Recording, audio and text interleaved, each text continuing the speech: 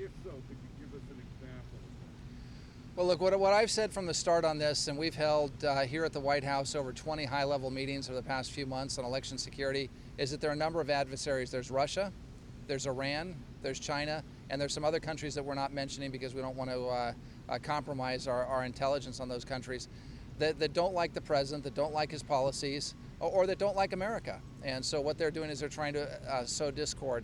For the most part, the things that the Director of National Intelligence has talked about with the Russians over time that I can talk about with you is efforts on social media and Twitter and other forms of media to sow discord among American voters and among the American people. Look, our adversaries would love to see the American people at each other's throats. We're a united country. We have our differences politically, but we always come together as Americans.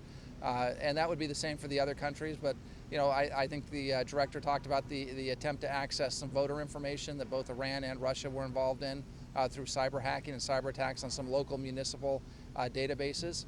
And when we see those things, we harden the databases and we fight back. And look, I've told the Russians personally. I told my counterpart Nikolai Patrushev that this is something that won't be tolerated, and we're going to keep a close eye on it. But our feeling is to get the information out early, to let the American people know what's happening, and the free and fair elections are the cornerstone of our democracy. And so we're not going to put up with interference. We're going to do everything we can to fight back. Last night, GNI Ratcliffe said the influence campaign was aimed at damaging President Trump and President Trump specifically. How is that the case when we know at least one of the email campaigns was aimed at targeted at Democrats? How does that hurt President Trump? Would that hurt Joe Biden? Yeah, I think, look, some of these ploys are very sophisticated. So if they have an email campaign that's targeted at Democrats and supposedly from the Proud Boys or from some group, and then the media comes out and says, "Oh, look at President Trump's supporters are doing this," that's something that definitely damages President Trump. But the Russians and other people do it with the Democrats. I mean, their emails out saying that the Second Amendment will be destroyed, which I mean, maybe, I don't know what will happen in Democrat administration, but they're putting those emails out to try and inflame people against the Democrats. So the point of our adversaries is to pull us apart and create divisions among Americans. The message that we have to the American people and that the president has is that these elections are going to be safe, they're going to be free and fair. We've spent hundreds of millions of dollars working with secretaries of state across 50 states and our territories to make sure that they have the tools necessary to ensure that our ballots can be counted and are safe.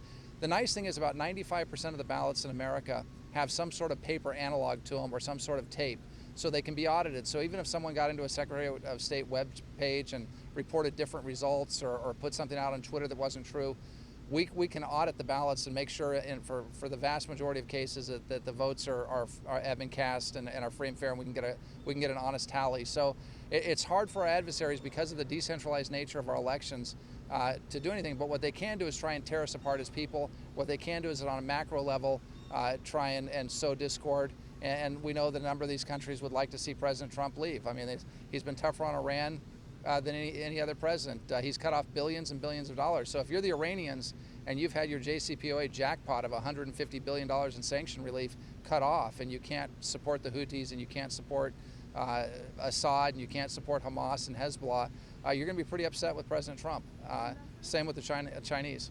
Ambassador, were you aware of concerns that the president's personal attorney, Rudy Giuliani, may be the target of a foreign influence campaign? Yeah, I'm not going to get into to intelligence on that front or comment on those stories. But that is a pretty big concern for many people, that someone so close to the president could be targeted by foreign influence. I think there are a lot of people in America that are targeted by foreign influence. I mean, for example, we know that the Chinese target mayors and congressmen and local officials and threaten them that if they don't do China's bidding, that Chinese companies won't invest in their districts. There are lots of countries that take prominent Americans on trips to their countries. There are a lot of folks that are trying to influence Americans, and so we've always got to be concerned about that, and that's something we're concerned about, across the board. But I'm not going to get into any specifics on any specific politician. You said the president wanted to get out ahead on this issue. Yeah. Did the president encourage the FBI, the Justice Department, to hold that press conference last night? Yeah, I'm not aware of that, no. But this is something that the president has been out in front on for months and months. I've come out here to the Sticks. I've been on the Sunday shows and the daily shows for almost a year talking about interference, and I've talked about Russian interference, I've talked about Chinese interference, and I've talked about Iranian interference, and I've also said there are other countries that want to interfere in our elections that I can't talk about. What's interesting is Microsoft came out with a report 2 weeks ago that I wrote about, and I wrote an op-ed on it, and Microsoft is clearly not a U.S. government agency, and I think that probably most people at Microsoft are going to vote against the president. And yet they came out with a very similar conclusion based on Microsoft's own research that Iran, China, and Russia are seeking to sow discord and interfere with our elections. And so it's something we want to shine a light on. Can you just describe what kind of access, unauthorized access to election systems occurred? Was it at the county level? Was it in particular places, multiple places? What? So without getting into too many details, and it's a good question, this was the municipal level, at the county or city level, and it was in a couple different municipalities, a very small number, 2 or 3 across in different parts of the United States, but it was a small amount of information. As soon as we became aware of it, we assisted those counties and municipalities to harden and shut down the access that had been obtained, but it was limited. And but nevertheless, we're concerned about it because if there's access to one county voter registration database, that means that the bad guys are looking to do that, and maybe they're going to try and do it in other places as well. So it's something we're taking very seriously, even if it's in a limited circumstance.